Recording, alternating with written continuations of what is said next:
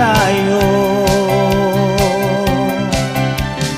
ng mga himno at salmo, awiting ukol sa Espiritu, awiting mabiyaya at mula sa puso.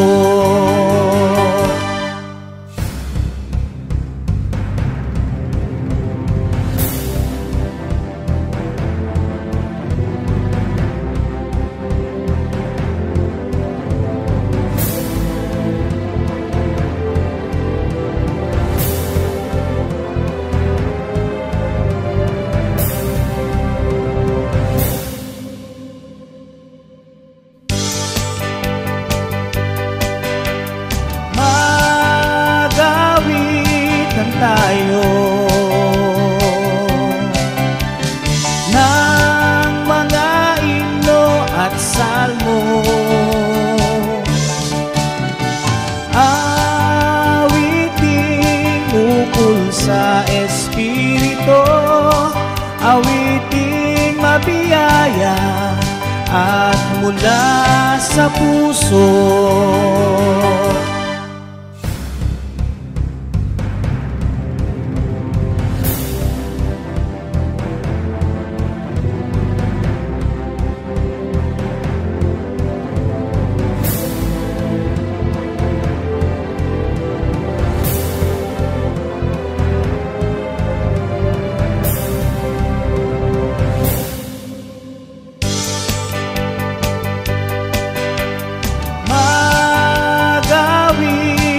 Tayo ng mga himno at salmo, awiting ukol sa Espiritu, awiting mabiyaya at mula sa puso.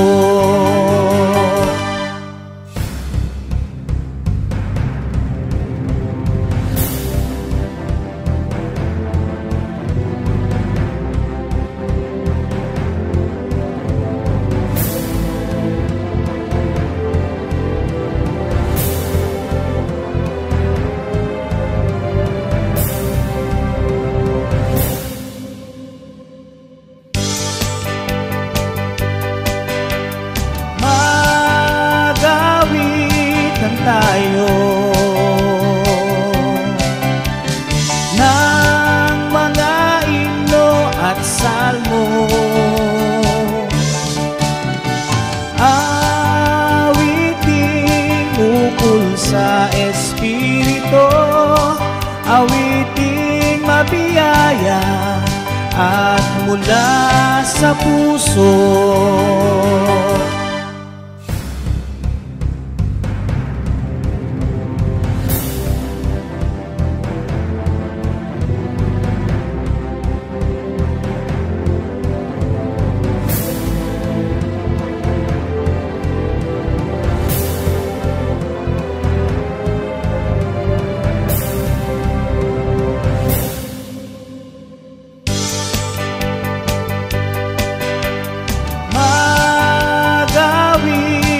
Tayo ng mga himno at salmo, awiting ukol sa Espiritu, awiting mabiyaya at mula sa puso.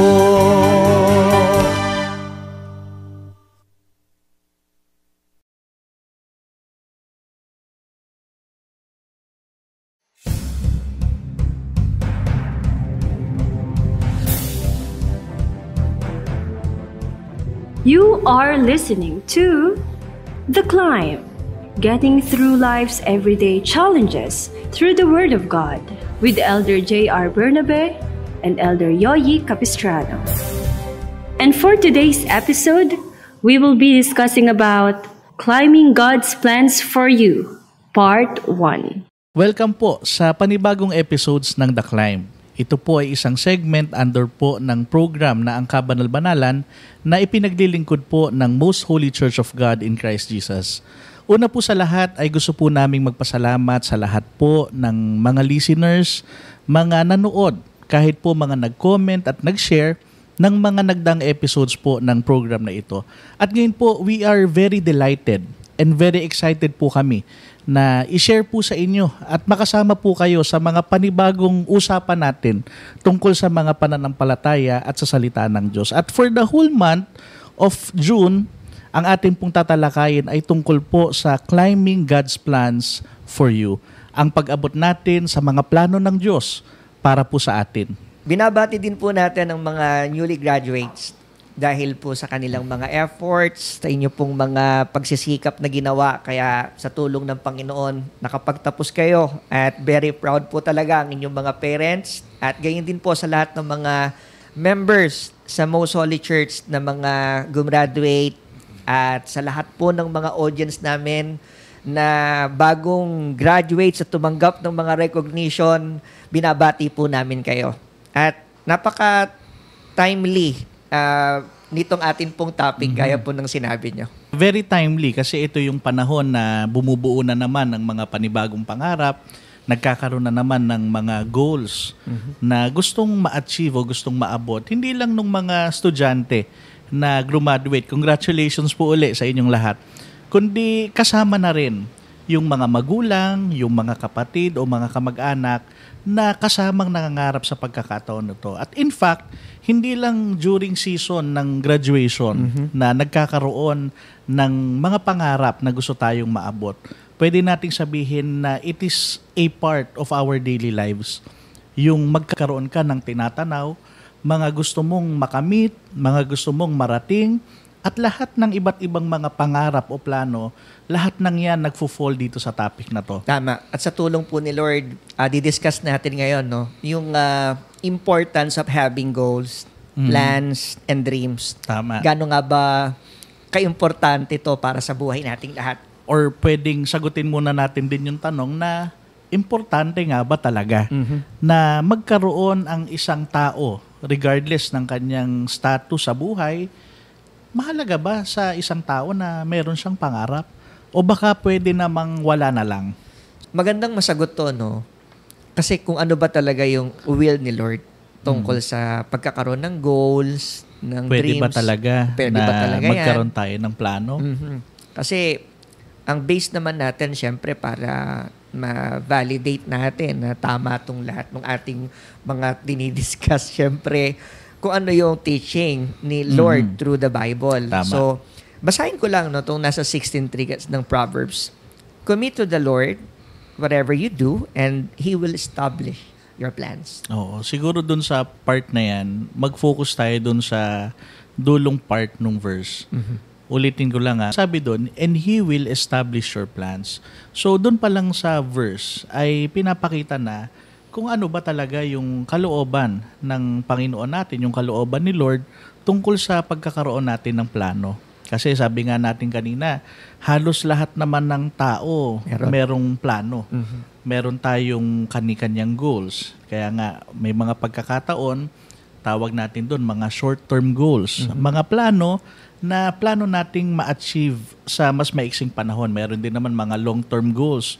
May mga plano tungkol sa relationships, tungkol sa plano ng mag-asawa. Financials. May plano tungkol sa financials. May plano tungkol sa iba't ibang mga bagay. May mga personal plans din tayo para sa ating sarili. At ang lahat ng yan, plano. So, inaalaw ba talaga tayo based dun sa verse na binasa natin ay merong pagpayag ang Panginoon? Kasi doon pa lang pagka hindi niya na inaalaw o against na doon sa will ni Lord yung pagkakaroon natin ng plano, hindi na siya tutulong. Tama yon.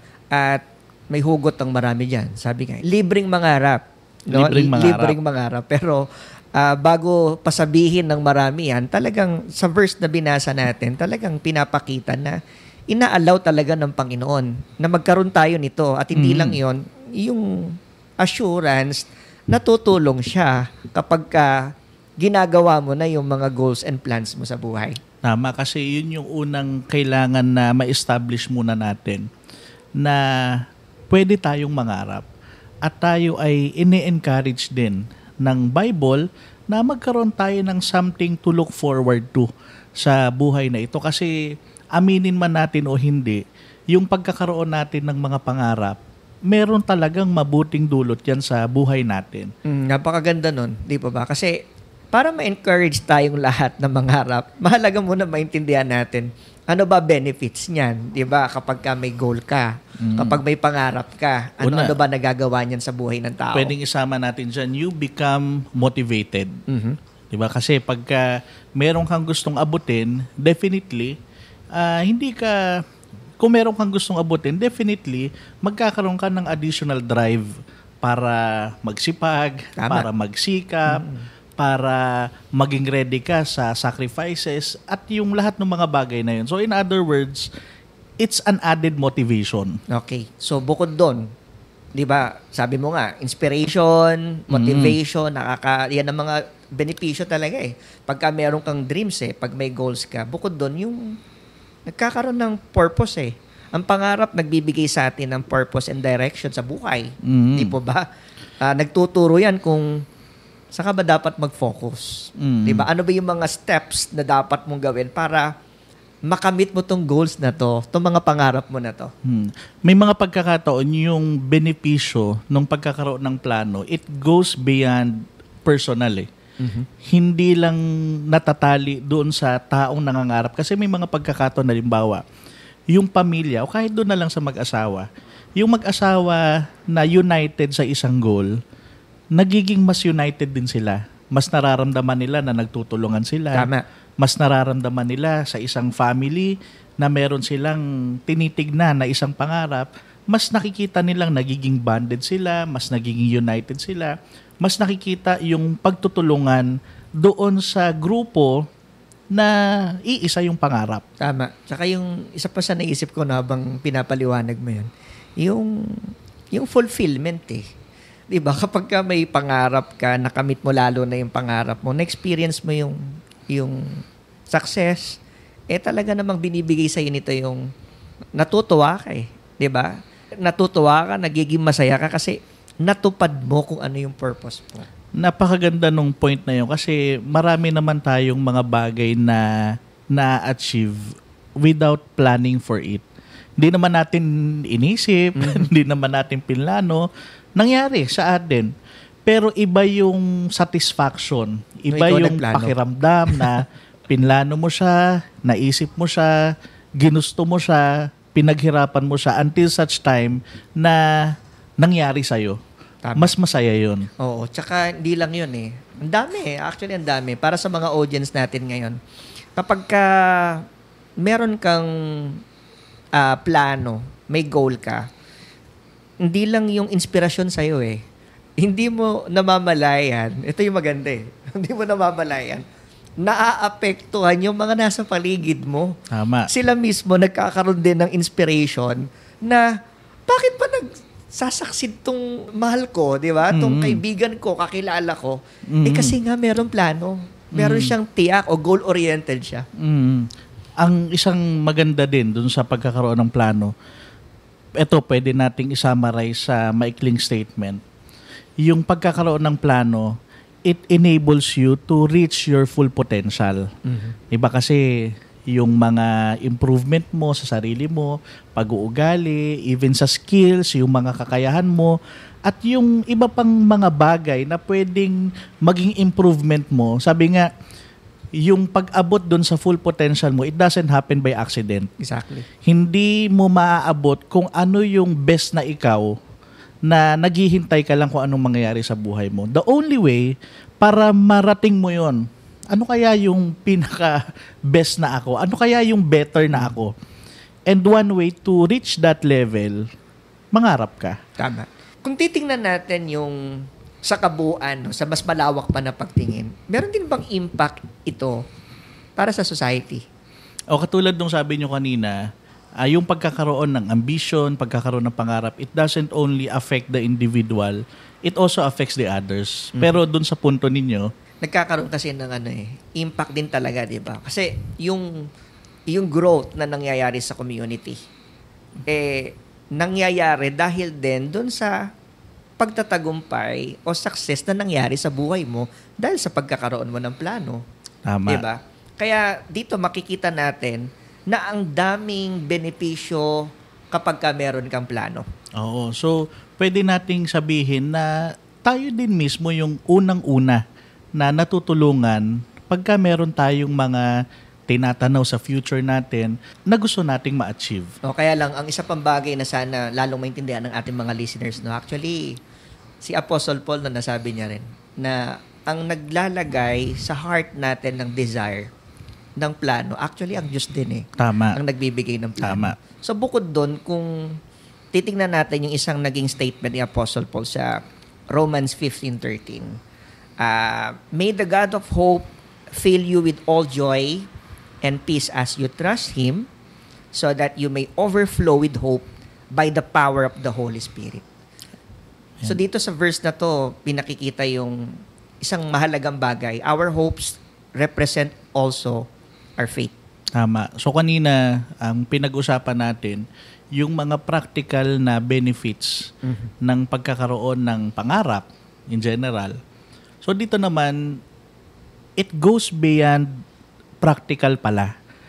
Kundi meron din siyang spiritual aspect na sabi ni Apostle Paul na pagka tayo, nagkakaroon tayo ng pangarap, dinedeclare natin na God is the source of our hope. Dinedeclare nito na buhay yung pag-asa mo. At ang pag-asa natin, walang iba kundi ang pinagmumulan ay si Lord. Tama. Kasi pag ang isang tao na pwedeng sabihin natin naubusan na siya ng pangarap, ayaw na niyang mangarap, pwedeng siyang maging indikasyon na baka nawawala na siya ng pag-asa. Hopeless na. So ang opposite naman nun, yung mawalan ka na ng pangarap, yung ayaw mo ng mangarap, wala ka nang gustong maabot, pwedeng yun ay maging sign ng hopelessness, na nawalan ka na ng pagtitiwala at hindi ka na naniniwala na merong Diyos, na sabi nga natin kanina, God is the source of our hope. Tama. At dito lang talagang gusto lang natin ma-explain sa mga audience din natin yung importance nung pangarap mo na nakadepende ka sa mga plano ng Panginoon para sa'yo. Diba? Napakahalaga nun. Napaka-importante nun. At si Apostle Paul din na nag-explain tungkol dyan Sabi diba? niya dun sa Romans chapter 8 naman, verse 28, "And we know that in all things, God works for the good of those who love Him, who have been called according to His purpose." So sabi natin kanina, our hopes, yung mga pag-asa natin, yung mga pangarap natin, yung mga goals in life natin, represents our faith. So bukod dun sa naniniwala tayo na merong Diyos, ay naniniwala din tayo na gumagawa ang Diyos sa buhay natin. God works for the good in our lives. Tama. At syempre, ang problema lang minsan, yung naiinip tayo doon sa mga bagay na gusto nating ma-achieve agad at iniisip natin na parang tayo ang gagawa para mangyari yung mga bagay na pinaplano natin. Dito sa verse na to, ipinakikita yung sinasabi ni Apostle Paul na ang Diyos ang gumagawa para sa ikabubuti ng mga nagmamahal sa Kanya. Kahit na tayo nagplano, kahit tayo nag-isip, kahit na galing sa kalooban natin yung gusto nating ma-achieve, wag natin kalimutan yung important part ni Lord dun sa plano na yon. Kasi napakahalaga, hindi maliit na part, hindi maliit yung role na ginagampanan niya. Sabi doon ng verse, "And God works for the good" nung mga nagmamahal sa Kanya. Okay, tungkol naman doon sa punto na na maaaring maging tanong ng iba, yung pagpaplano, sino ba talaga ang may gusto nito? Although nasagot natin kanina, pero ang punto na gusto kong sabihin yung hindi na tayo dapat na mahirapan pa kasi meron na tayong pattern para gawin itong mga bagay na dinidiscuss natin ngayon. At yun yung sinabi mismo ni Lord. na talaga namang tingin ko, alam na alam ito ng marami. Oh, very famous very verse, famous no? tong verse na to. Sinabi yan ni Prophet Jeremiah. Sabi ni Lord, "For I know the plans I have for you, declares the Lord. Plans to prosper you and not to harm you, plans to give you hope and a future." So, meron tayong mga plano. Tama. Pero wag din natin kalimutan na bago pa tayo magplano para sa sarili natin, bago tayo mangarap para sa sarili natin, pwedeng sabihin natin, nangarap na yung mga magulang natin. Tama. Pero merong higit pa kaysa doon. Meron pang nauna. At yung nauna, walang iba kundi si Lord. Sabi dun sa verse na binasa natin, "For I know the plans I have for you." Itong verse na to na binasa mo, sabi natin kanina, very famous. Pero, ano yung impact nito kapag naririnig mo tong salitang ito at binabasa natin tong verse na to na sinasabi, "I know the plans I have for you." Oo, at ito yung gusto nating i-share sa mga listeners po natin, sa mga audience natin, na kasi minsan pagka madalas na nating nababasa o naririnig yung verse, minsan nawawala na ng impact sa buhay natin. Pero once again, we're inviting you na tingnan natin at pansinin natin itong napakagandang verse na ito. At sa akin, personally, kung ako tatanungin, again, pwede po kayong mag-comment kung ano po yung na-feel nyo dun sa verse na yun. Merong sense of peace, merong sense of security na kahit pala marami na akong pinaplano para sa sarili ko, marami na akong gustong marating para sa pamilya ko, meron palang plano si Lord para sa akin. Yun ang maganda doon eh. Kaya sabi ko nga kanina, at na-share din natin, sabi mo, ano impact sa'yo ng mga salitang ito? Minsan, naririnig mo na lang siya.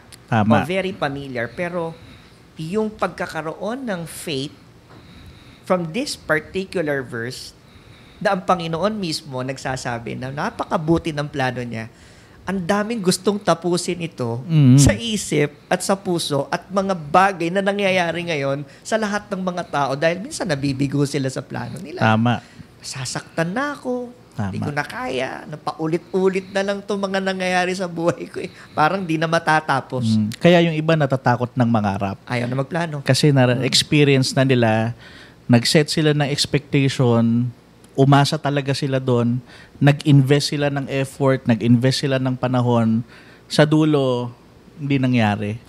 The next time around, parang di na ako magpaplano, ayoko na. Gusto lang natin sabihin dito na sa lahat po ng mga audience namin ngayon, kung may mga plano ka, may mga goals ka, huwag kang matakot na magplano. Ang tiyakin mo lang, yung mga plano mo, talagang naka-align sa mga bagay na gusto ng Diyos para sa'yo. Kung nangyari na sa'yo na nagplano ka na, nangarap ka na, at dumating na rin yung pagkakataon na hindi mo natupad yung plano na yon, hindi yun sapat na dahilan para hindi ka na mangarap at magplano ulit. So I think ito yung message ni Lord sa atin sa usapan natin na to, na hindi tayo dapat na matakot, hindi tayo dapat na magdalawang isip to be better. Tama. Hindi tayo dapat na mangamba, na magkaroon tayo ng mga plano and dreams para sa sarili natin, para sa pamilya natin. God is allowing us to have our dreams. Kailangan lang, sabi nyo nga, kailangan matiyak natin na yung plano natin aligned dun sa plano ng Diyos para sa atin. Lord, maraming salamat po sa mga teachings na narinig po namin ngayon. Salamat din po sa tiyaga ng amin pong mga listeners, aming mga audience na nakinig ng iyong mga pagtuturo. Sana, gaya ng aming narinig, magkaroon kami ng pangarap at magkaroon kami ng strong desire na tuparin ang mga pangarap na ito sapagkat alam namin, ikaw ang nandyan na unang nagturo nito at nagsilid sa aming puso ng pagkakaroon ng mga pangarap at ikaw din ang tutulong para magawa at matupad namin ang lahat ng ito. Maasa kami, Panginoon, maasa kami, Lord, na ibe-bless mo po ang lahat ng mga plans, ang lahat ng mga goals, ng dreams ng amin pong mga listeners, ng aming mga audience, kaming lahat na naging bahagi ng pagtatanghal na ito. Inihiling po namin ito sa pangalan mo pong Jesus na aming tagapagligtas. Amen. Aakyat ka ba o aakyat ka pa? Thank you for being part of our discussion. To know more about us, you may follow our social media pages. On Facebook, search for MHC Media Facebook page. On YouTube, search for the Most Holy Church YouTube channel. Let us continue to be inspired by the Word of God. Every Sunday, 7 o'clock in the evening, only here in The Climb.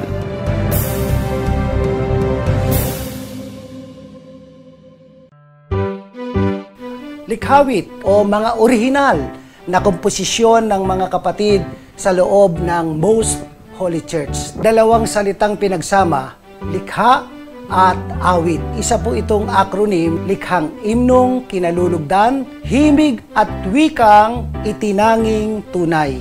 Isa po sa napakabisang paraan na itinuturo sa atin na magpaalalahanan at magpatibayan sa pamamagitan po ng mga imno at salmo at mga awiting ukol sa Espiritu. Dahil sa nakitang kapangyarihang taglay nito, ang paggawa po ng likhawit sa kabanal-banalang iglesia ay naging isang mahalagang gampanin na po ito na nagpapasigla at nagpapatibay sa buong iglesia. Kaya isa ng ganap na ministeryo. Mga himno at salmo, awiting ukol sa Espiritu. Likhawit, likhang imnong kinalulugdan, himig at wikang itinanging tunay.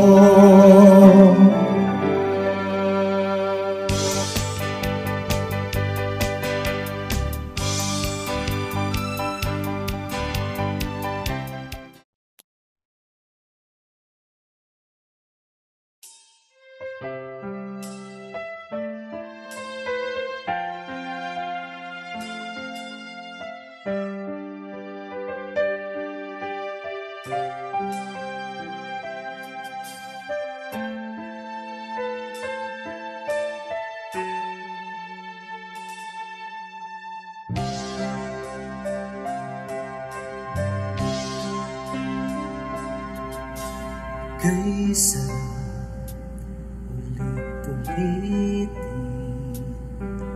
sabihin, mahal kita. Mga salita nagmula sa puso taimtim, mga salitang pusang naramdaman, pintig ng puso natin nagsasabi, Panginoon, iniibig kita.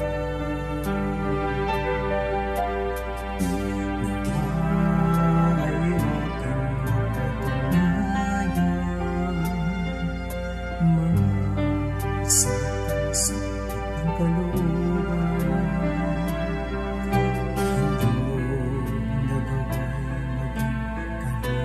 kalooban, laging minanasa, matugunan, pag-ibig na sinundan.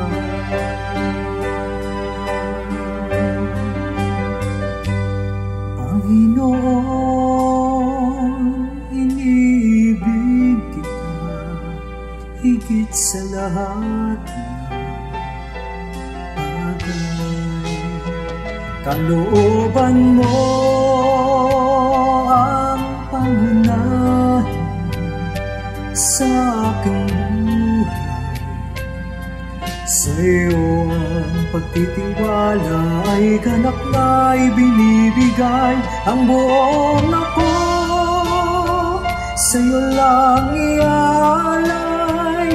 Ang buong ako sa iyo lang ialay. Ang buong ako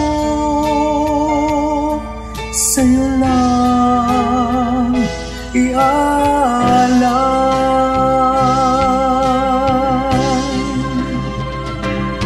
Ako'y gaya ng walang buhay pag sa'yo ay nawalan.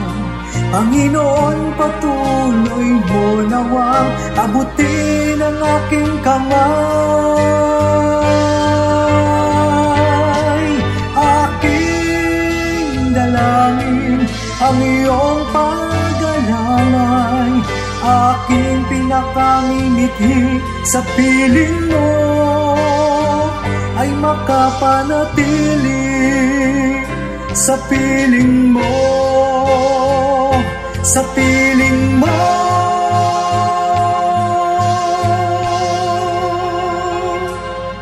Panginoon,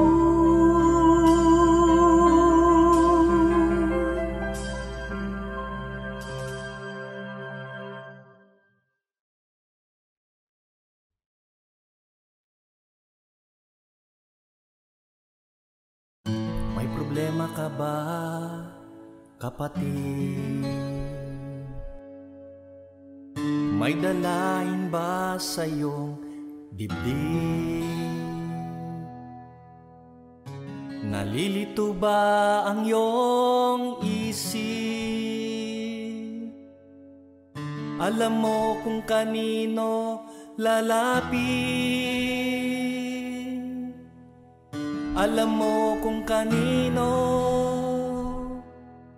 lalapit? Kaibigan mo'y nasa tabi mo lang, kapatid mo sa tuwin ay naghihintay, gaya ng bilin ni nanay at tatay, basta kapatid, yung kaibigan. Kaibigan mo'y nasa tabi mo lang, kapatid mo sa tuwin ay naghihintay, gaya ng bilin ni nanay at tatay, basta kapatid, yung kaibigan. Nakaukit ka sa puso ko, may ganda ng iyong larawan, di mapagkit sa isip ko ang ukol sa iyong kapakanan. Ang palaging panalangin ko ay ang iyong kaginhawaan, sapagkat kapatid kita, mahal kita. Kapatid kita, mahal kita, minamahal mo rin ako. Ang mahalin ka ay sapat na kung minamahal mo rin ako. Sa akin ito ay langit na. Kapatid kita, mahal kita, minamahal mo rin ako. Ang mahalin ka ay sapat na kung minamahal mo rin ako. Sa akin ito ay langit na.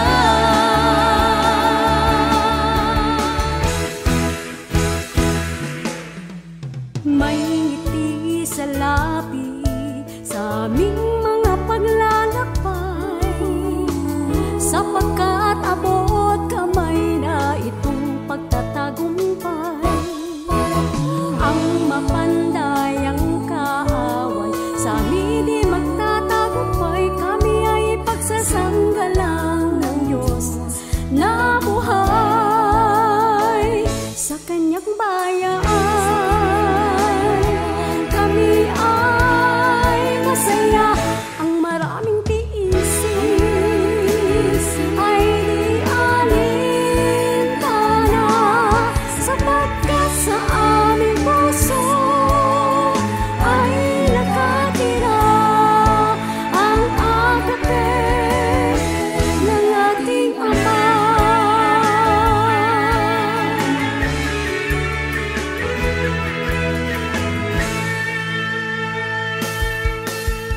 Agape mo minsan pang nadama, nagsilbing tali sa pagkakaisa, patuloy pa ang magsisikat upang lugod ng hari ay maialay. Kapinhatian ay nagbabadya siyang paraan ng hari sa kasakdanan na ating pinakamimithi. Sa masayang paglalakbay, kalwalhatian mo ay itatanghal, ipagsisigawan, dakila mong karangalan. Agape mo ay aming kanlungan ng pag-iisa pa sa masayang paglalakbay.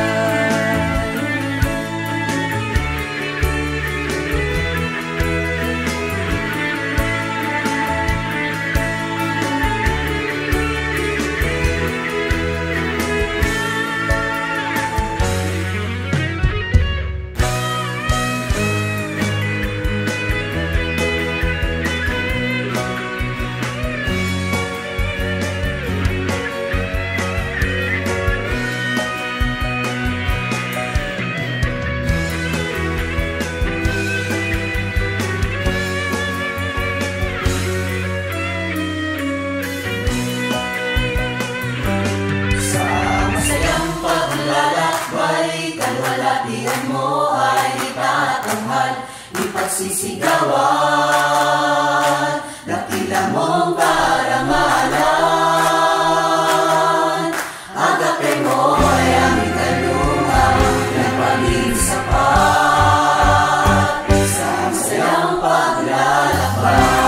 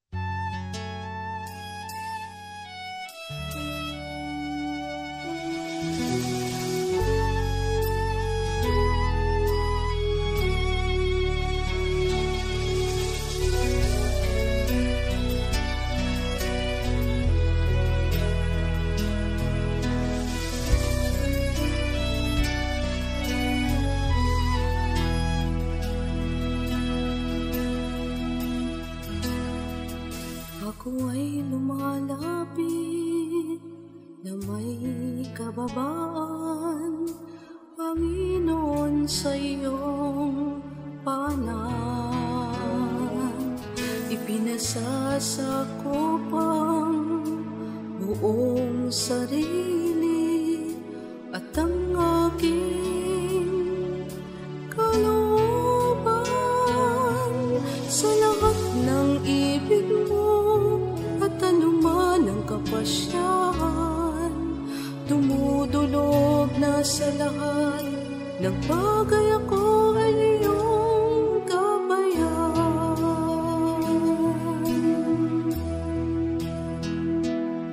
Sa mabatong landasin at maraming tiisin, paghakbang ng aking mga paa, patatagin sa tuwing na sa panahon na maunos. Alalayan mo ako sa piling mo, Ama, sa iyong pagkukupkop, sa iyong bisig, tunay na payapa. Aking iingatan, saan man pumaroon, ikaw ay pagtatapatan. Laging magiging pangunahin at laging susundin ang kalooban mo. Ano man ang nais mo, ako'y tataliman ng buong puso. Panginoon, ako'y sa'yo.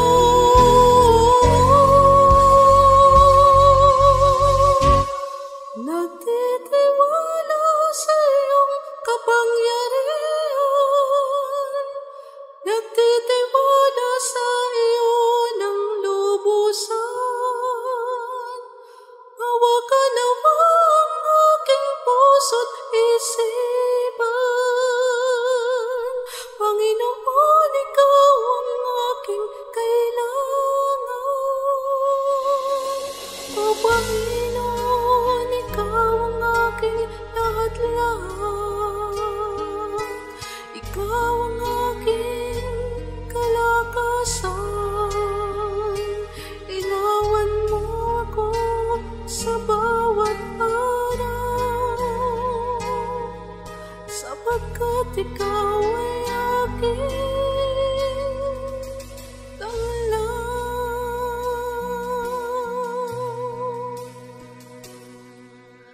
Ako'y tataliman ng buong puso,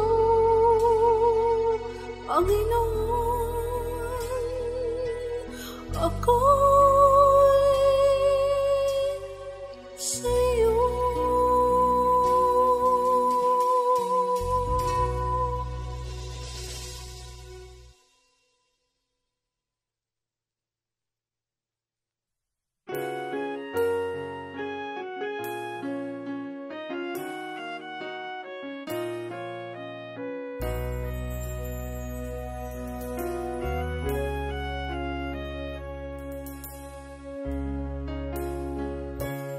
When the world is full of sorrows, negativities in mind may flow.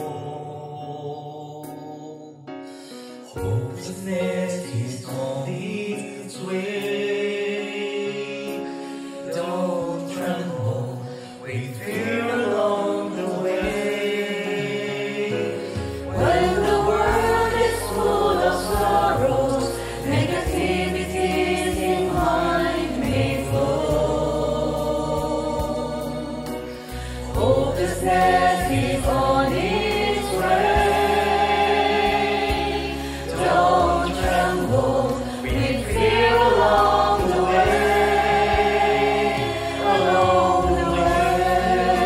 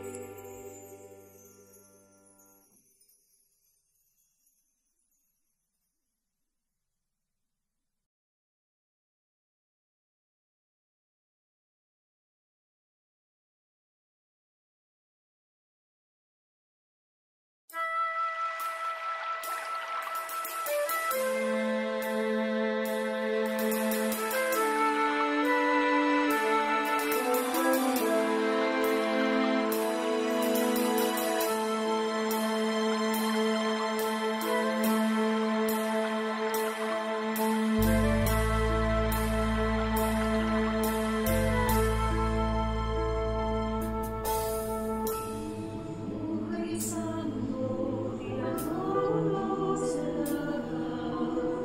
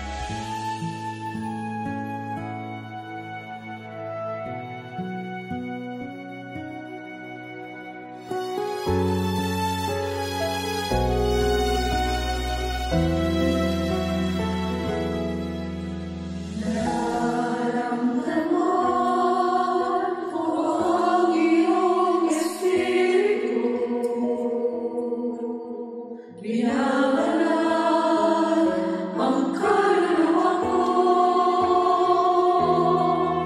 Ako'y nalululog ngayon sa iyo. Nararamdaman ko binabanal mo.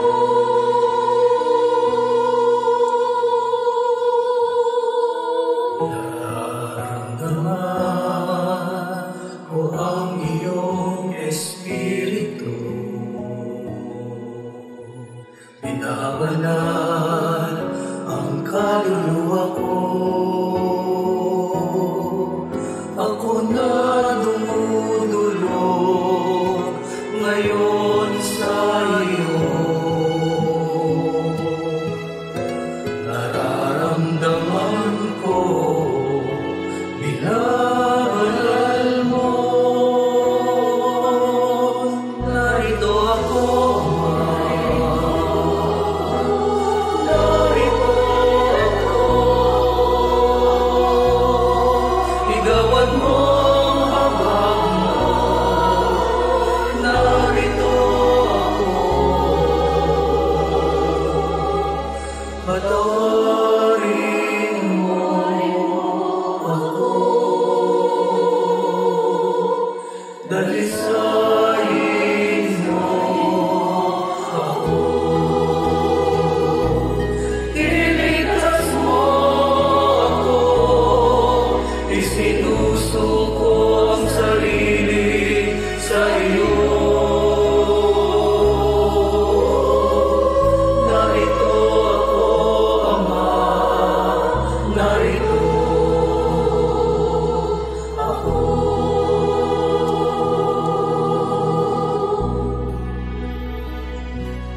Narito ako, Ama. Narito ako. Igawad mo ang habag mo. Narito ako. Patawarin mo ako. Dalisayin mo ako. Iligtas mo ako. Isinusuko ang sarili sa iyo. Narito ako, Ama. Narito ako.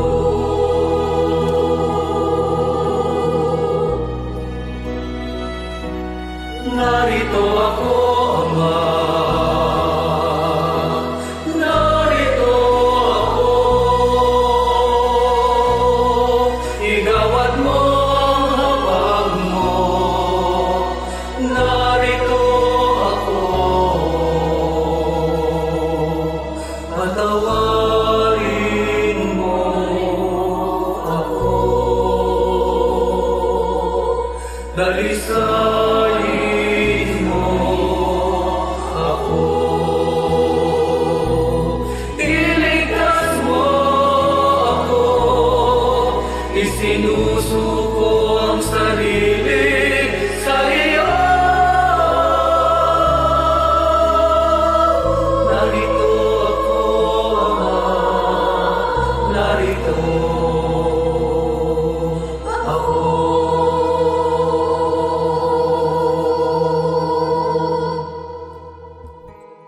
Isinusuko ang sarili sa iyo.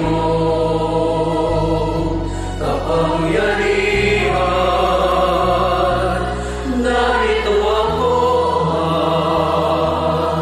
Narito ako, Ama.